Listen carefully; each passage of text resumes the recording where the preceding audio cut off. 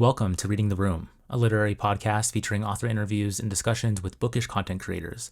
I am your host, Jalen, also known as The Bar in the Bookcase on YouTube. Today I am joined by Andrew Porter, author of the brand new story collection, The Disappeared, available now from Knopf. And I don't say this lightly when I say that this is one of the best short story collections that I've ever read. I feel like this story collection is a testament and a love letter to the short form itself. I feel like it's doing everything that I love in short story writing.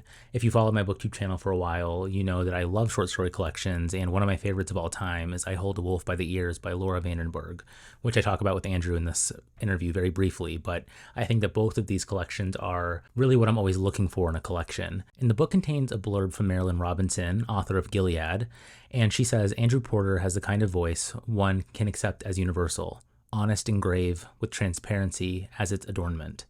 And I feel like I could never put it as succinctly and beautifully as Marilyn did there, but I think that is very true. And so before we get into the interview, I'll just let you know a little bit from the synopsis of this book, what it's about. A collection of stories that traces the threads of loss and displacement running through all of our lives. A husband and wife hear a mysterious bump in the night. A father mourns the closeness he has lost with his son. A friendship with a married couple turns into a dangerous codependency. With gorgeous sensitivity, assurance, and a propulsive sense of menace, these stories center on disappearances both literal and figurative, lives and loves that are cut short, the vanishing of one's youthful self. From San Antonio to Austin, from the clamor of a crowded restaurant to the cigarette at a lonely kitchen table, Andrew Porter captures each of these relationships mid-flight, every individual life punctuated by loss and beauty and need.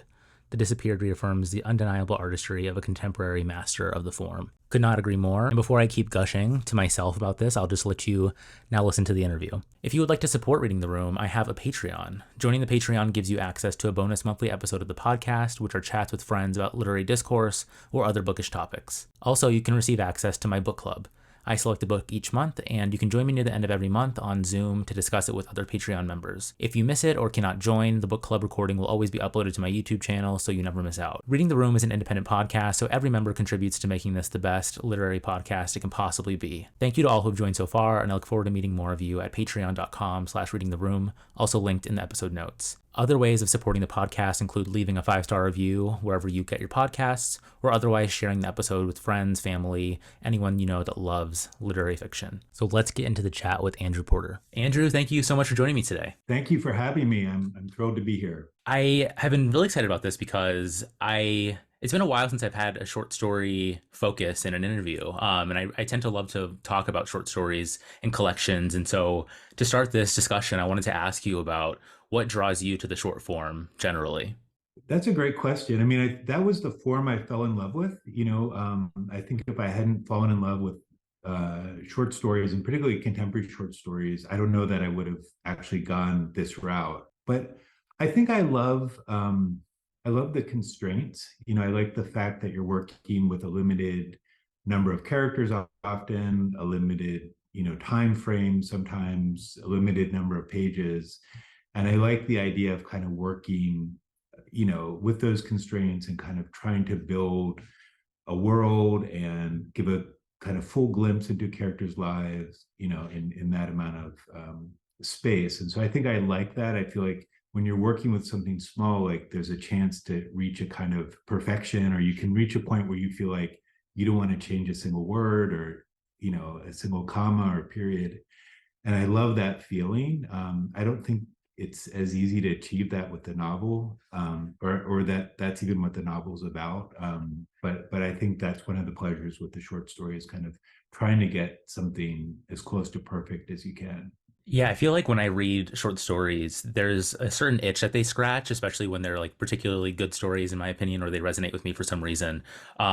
It's something so singular, I think, in that experience of reading something so concise, and it does have that feeling of being perfect, which I think is. I think it's why I'm so fascinated by short story writers, because I don't really understand how you do it. It seems like it'd be so tough. I have not tried writing one myself, but in this collection too, the focus here is primarily on families and this idea of, I guess, domestic fiction and the menace and suspense that can kind of come into the family through reflecting on time and memory. And so I wanted to ask you about the suspense and sort of creeping anxieties that are present in your stories. How do you come to start one of your stories? And is it always, like, do you focus on the idea of family first, or trying to build some sort of escalation? I'm just curious to know how you start. I mean, I usually just start with an image. There's usually an image that's the starting point, and then I kind of build from that. And it's hard to explain, but I sense that there's some sort of conflict often behind the image. But I like to keep things kind of vague for myself in the beginning and kind of go sort of right toward a feeling. But often it is a feeling of anxiety, particularly in the stories in this collection. A lot of these characters are, dealing with, situations where they have young children or any number of things going on in their lives that kind of lead to this sense of anxiety. But yeah, I mean, it's a kind of hard thing to explain, but I start usually with some sort of image that seems to have a story behind it, and then I just write to kind of explore what that story is. I know that sounds vague, but No, that makes sense. I mean, and also in this collection, there are some longer pieces and some shorter pieces. I don't know if they would be considered flash, but they were quite brief. And so I'm wondering, are you working like in a different register in your mind when you're writing stories at different lengths in this collection? Yeah, totally. I mean, almost all of those Flash stories were written in a single sitting. They're not something that I'm taking through multiple drafts.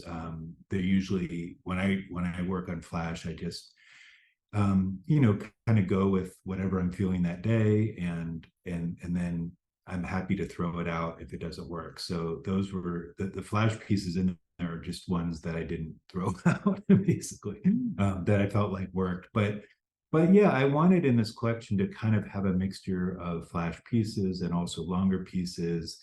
And I wanted the Flash pieces to kind of hit slightly different notes, but to kind of also provide a kind of connective tissue in a way between the longer pieces. I wanted them to kind of give, smaller glimpses into the world that I was creating in the book, if that makes sense. That leads me to my next question about how you constructed this collection aside from just the individual stories. Do you come to a certain point in your writing or crafting stories where you sort of see a connective tissue between certain stories, or do you sit down at the outset saying, I'm going to write a collection that looks at these themes? Yeah, that's a great question. I mean, I think in writing this book, I was the first story that kind of, I guess, started this collection in a way is the opening story, Austin. And when I wrote that story, it was the first time I felt like, okay, I'm writing about a particular type of feeling that I'm interested in exploring, and characters of a particular age. And I just sensed there was something there. And so I thought, okay, I'm going to try to kind of do variations on this theme in a way and kind of continue to kind of explore this type of world. And I was not thinking about it in terms of broader themes or how these pieces might be connected. I was just kind of like choosing stories that were tonally similar and that felt kind of part of the same world. And once I wrote a certain number of them, I began to notice that there were certain common themes. Like I was noticing that I kept setting the stories in San Antonio or in Austin. For some reason, I just wasn't wanting to leave that world. And so that was something that was a connective element. I did begin to notice that a lot of them were dealing with themes of disappearance. When I wrote the last story in the book, which was not the last story I wrote, but I wrote it kind of in the middle of this group of stories, and I had that title, "The Disappeared." I think a light went on there, and I thought, okay, that's going to be important. And then, I began to notice that all of these stories were about characters of a certain age, right? So rather than kind of try to mix it up, I kind of leaned into those elements a little bit, and thought I'm going to keep exploring them. And then once I had a certain number of stories, I thought, okay, I feel like I have a book here. I just don't know which stories are going to be in it. And then it became about kind of narrowing it down. What I did with this book is the same thing I did with my first collection, which is I started with one story that I saw as the kind of tonal center of the book. In my first collection is a story called Whole, which is the first story in that book. In this collection, it was Austin, and I thought that's going to be kind of the tonal, like everything's going to be connected to that story and built from that story. And so then I just started getting rid of stories that didn't feel connected, right, or as strongly connected. And gradually I began to see which stories were kind of the same family, so to speak. And, for me, like, it's a lot of this is about tone. That's one of the most important things for me is I personally like books of stories that feel tonally connected, like they're part of a similar world, and you can imagine characters from one story kind of wandering into the other stories. I love that feel in a book, so I was thinking about that a lot.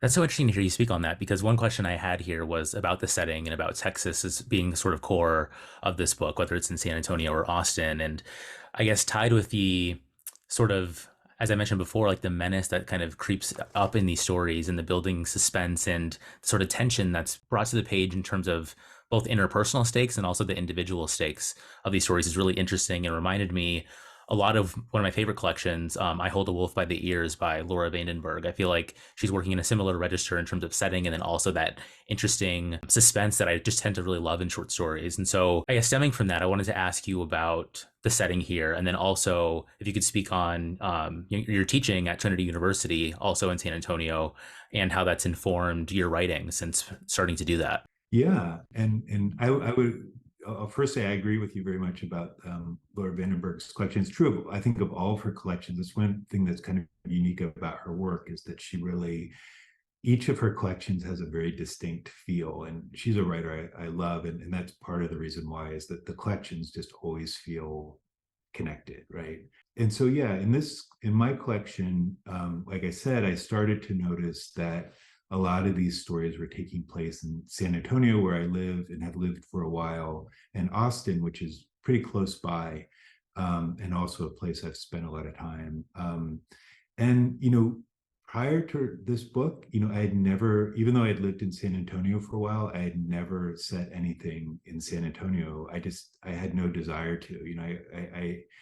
And I think it was after I had kids that I began, for whatever reason, maybe the city began to feel more like home to me in a way. Or I started to realize I'm going to be here for a while. That I just started setting the stories here, and I wanted San Antonio, in particular, to be a big part of the collection. And the San Antonio that appears in this book is not necessarily San Antonio. It's kind of my version of San Antonio, or my the world that I imagine. But nevertheless, I wanted that to have a kind of feel to it, and so that was something I was very conscious of doing, of kind of dropping in little details that reinforce that setting, things that kind of connect to that setting for me. And so, I hope that comes through to readers, that they get that kind of a little bit of a Texas feel from the book. And yeah, and in terms of your second question about my teaching is, very closely connected to writing for me. And as I've taught more, I've, kind of connected my writing process more and more to my classes. And so actually some of the flash pieces in this book were written in a flash fiction course I was teaching for the first time at Trinity. I had a kind of impulse to teach the class, and then I was like, I'm going to write along with the students. Like, this will be fun. So I just was kind of experimenting along with them when we do kind of in-class writing.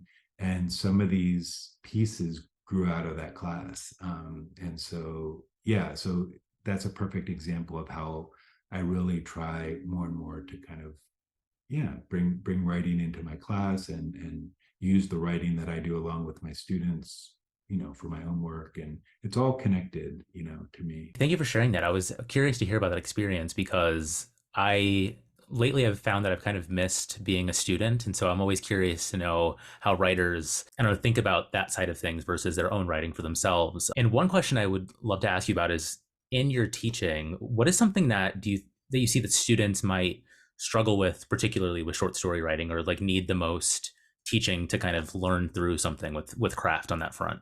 I feel like a lot of my teaching is really getting particularly in the like intro level classes, getting the students to kind of trust their own instincts a bit. I think what they don't realize sometimes is that they actually know how to tell stories because they've been reading stories all their lives. They've been watching stories, listening to stories. And so they actually have really good instincts. And so I feel like one of the main things I'm doing, particularly like in an intro class, is just getting them to develop that confidence in their own ability. And that comes through just like lots of writing. We do lots of exercises. I just kind of get them right into it. Once their inhibitions kind of fall away in a way, it's amazing what they create. And so I feel like as I've taught more and more years, it's become more and more about that. And then after that, it's students struggle with different things, and you try to kind of address those things on an individual basis. Yeah, I think one of the biggest things they struggle with at first is just kind of believing in their own ability to tell a story. Yeah. I've been wanting to attempt to write stories myself, and I'm afraid to, 'cause I feel like I'm going to disappoint myself. And so it's interesting that you say that. Aside from that, I wanted to ask you about some certain stories in the collection and just talk about your craft of them and what you think about them now. And I wanted to start with what I think is my favorite story in the collection, which is Breathe, because it uses a device that I think is really interesting in short stories, which is escalation. I read this book by George Saunders, I think 2 years ago now. It was A Swim in a Pond in the Rain. And he speaks a lot in that collection, an essay collection, about escalation and how to do that in a short story form. And in this story, where we follow a father son dynamic in which he's worried that his son might have secondary drowning after he falls in a pool.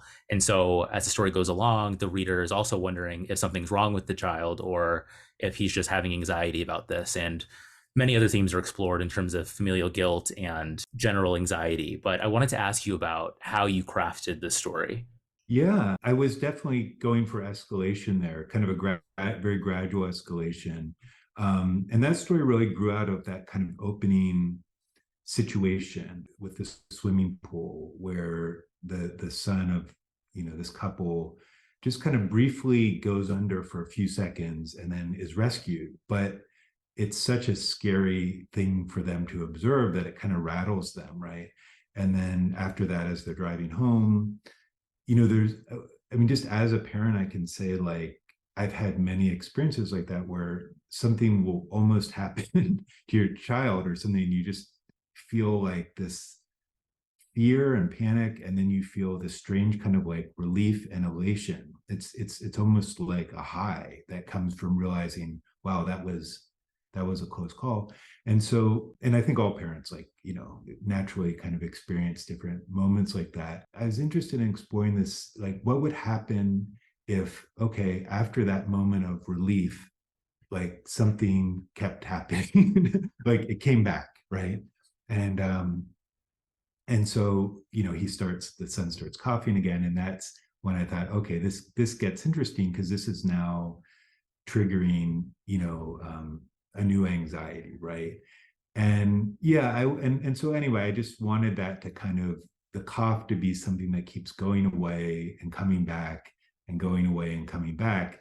And again, that's something that as a parent, like I've experienced many times in different ways. And it's something, if anything happens to your child, like you start thinking like, how serious is this?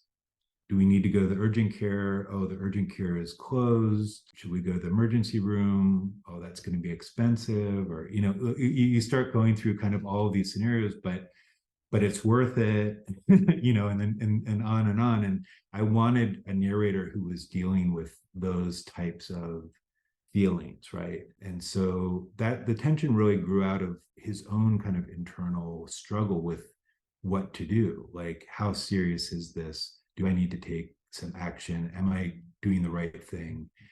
And he'd just been in a situation where he hadn't done the right thing, right? Where he'd not been around his son when his son went underwater.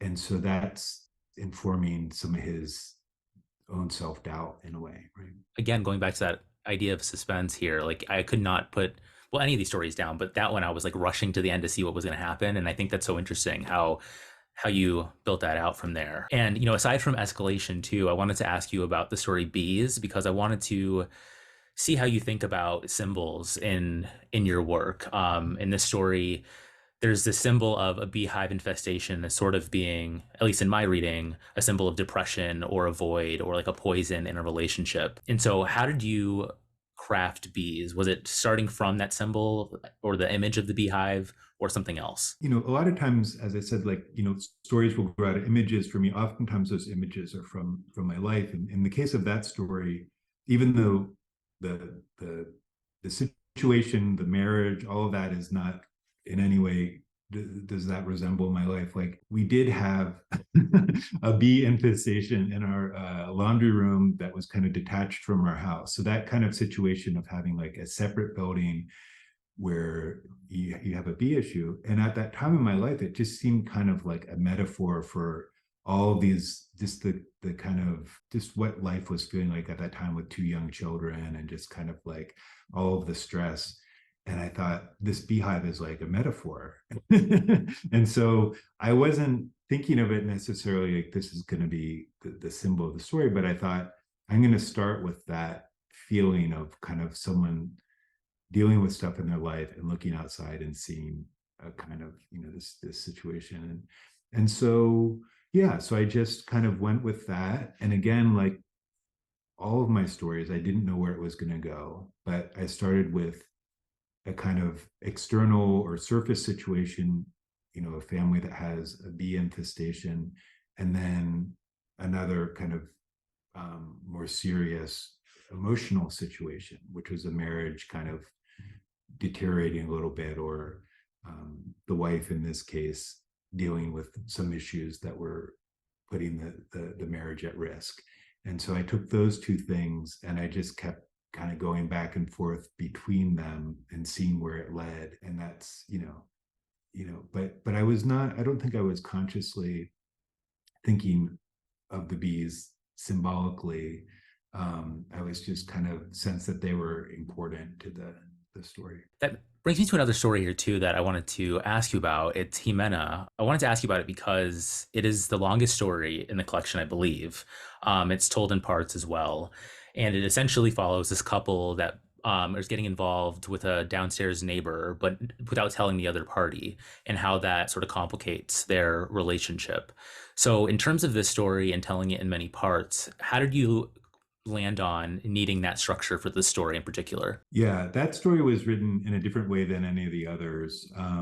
And every story I write is comes about in a different way. And I don't have necessarily a set way of doing it. But with that story, I was just writing kind of around the situation and not in a chronological way. So I was writing it in terms of scenes and sections and fragments and little pieces. And so, and I've written other stories like that in the past. So I've done that with some of the stories in my first collection. And sometimes like with a bigger story, like a longer story, it comes about in that way where I just am seeing it in terms of scenes and I'm not worrying about how they're all going to connect yet. So I wrote all of those fragmented scenes and then I thought about an order in which, like, what would be an effective order of kind of putting them together. And in some cases it was obvious because there was a kind of plot that was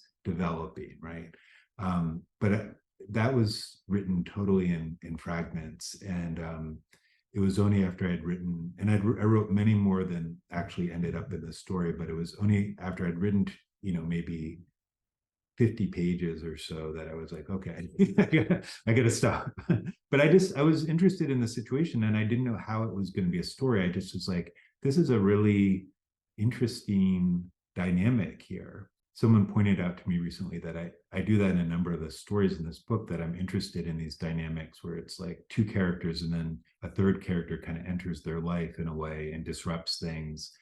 And so that was something I think, interested in doing in the story. And I wrote down a quote from Jimena in the story that I thought was really interesting, and I wanted to kind of unpack it a little bit. She says at one point in the story, she says, "I think it's pointless to hope for others to connect with your artwork," she was saying. Anytime I'm making anything, I'm thinking about my immediate community. The artists I respect don't intellectualize their art or even try to talk about it. Does that make sense? She said quietly. Do you know what I mean? And when I read that, I was thinking about, having a podcast and talking about art and the craft of things. And I just wanted to get your thoughts on Jimena's character there and what she's saying and how you came to that idea for her. Yeah, I wanted her to be a character who was kind of, she was an artist, but she was not, she was very much kind of outside of the world of art and had no interest in being part of that world, no interest really in being friends with other artists, no interest really in having conversations about art. And I thought that that would be an interesting contrast to the narrator and his wife who do have conversations about art and who at a younger time in their life kind of imagine themselves artists. And I thought, wow, like this would be interesting to kind of put her as a contrast, and maybe that would lead the narrator to some recognition of something about himself. But I think that's why I did that with that character. And as a writer, like and I mean, you interview lots of writers like this. You, everyone has different attitudes toward different aspects of the writing life, and you really do have encounter people who just they don't want to talk about it, they don't want to be involved, they don't want to go to readings, they don't want to be on social media, they don't want to they just want to do their thing on their own.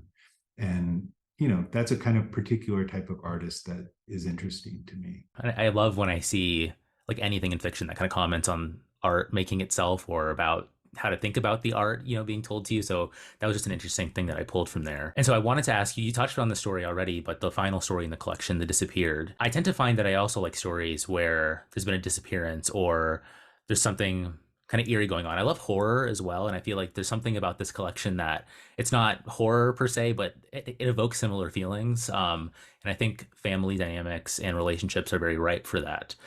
So can you just talk about The Disappeared as a final story and what it's doing to kind of close out this entire collection? Sure. Yeah. I think when I wrote that story, I knew it was going to be the final story, even though I knew I also wasn't done writing stories for the book. So as I had mentioned before, I wrote that about kind of like halfway through this batch of stories that ended up becoming the book. So I think I was at that point kind of aware that I was writing about different types of metaphorical disappearances. So I thought, well, let's try like a literal disappearance. And with I don't think it's a spoiler to say that it's about a character whose friend goes actually disappears hiking in Joshua Tree, and it's about and is never found. And so there's this. I was interested in that type of situation. I'm really interested in mysteries that remain kind of unsolved in a way, because I think when someone dies, there's a particular type of grief, but often there's a kind of closure that comes with that. But when I think, when someone just disappears and they could still be alive, potentially, you just don't know. There's nobody like, I don't know that closure comes totally with that, and so I thought that would be interesting to explore. And I also wanted to bring together two characters who were very close to the character who disappeared, but not close to each other, kind of strangers in a way, and only bonded by their mutual grief. And I thought that would be interesting to give them the task of kind of packing up his house, essentially taking apart his life, to go through that experience together and to see what happens. So that was my thinking there, but I wanted there to be some literal disappearances as well in the book. And yeah, I mean, it is a kind of a horror or a true crime, or it has that kind of vibe. Yeah. Yeah, absolutely. I mean, it made me think too about, I just thought about this tie to this story and I think silhouettes in terms of at the end of the story, him and the friend's girlfriend are thinking about how like this is probably the last time that they'll see each other. And I think an interesting dynamic in this collection is how a lot of the stories are thinking about like nostalgia and longing for the past and youth and thinking about time on that front. But I think additionally, there's an interesting reflection about when characters in the present and then sort of already kind of grieving that moment and thinking about what the loss is going to be, like carrying it into the future, I guess is what I'm trying to say.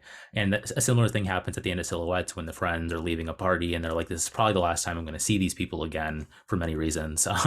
And so I just wanted to, I don't know, get your thoughts on that as well. Yeah, I mean, I think a lot of the characters in these stories are having to accept like letting go of things, right? Um, Letting go of certain parts of their life, right? I mean, that certainly like the very first story, Austin, is about kind of confronting that.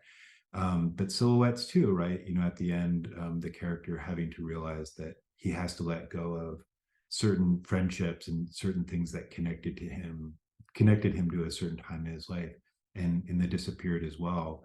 So that, yeah, I mean, that's a kind of theme in the book. I mean, in many cases, what's disappearing is kind of versions of these characters' younger selves or selves from a different part of their life, and the characters kind of coming to terms with that. I think that's that's in a lot of the stories, and I think was on my mind a lot when I was writing the book.